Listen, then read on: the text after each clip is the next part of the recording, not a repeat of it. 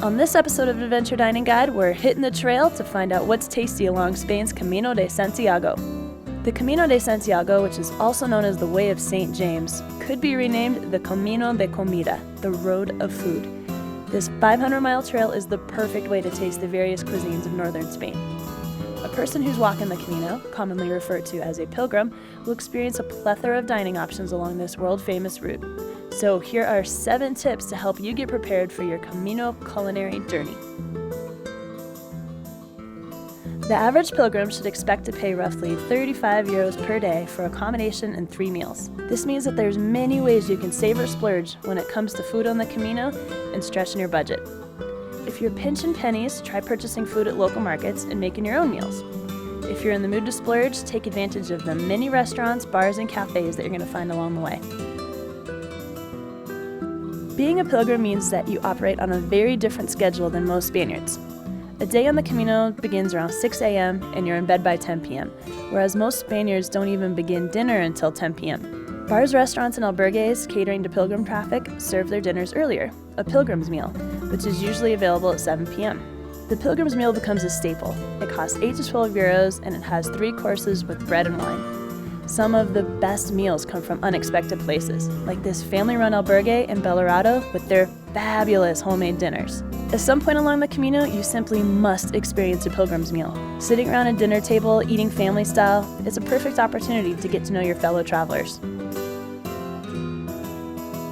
Tapas are one dish that you're sure to find throughout the Camino. These hot or cold appetizers are available in the early evening, around 6 p.m. when most pilgrims are done walking and ready to start eating. They're a great way to sample some regional specialties, and they'll hold you over till your pilgrim's meal.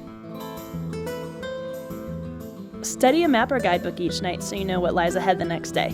There can be long stretches of the Camino that are remote and without resources. Sometimes you might arrive in a small town only to find that nothing is open, especially during Spanish siesta. Pack snacks, bring extra water, then you'll be prepared for the unexpected.